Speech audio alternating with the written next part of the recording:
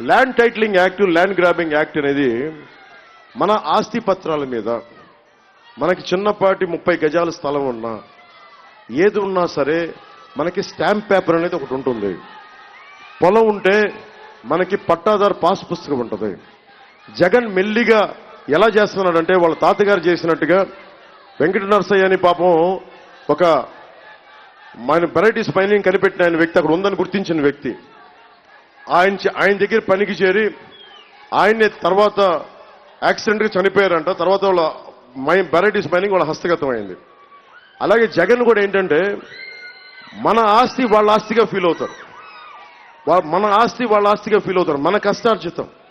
హరీష్ గారికి ఒక ఇల్లు ఉంది.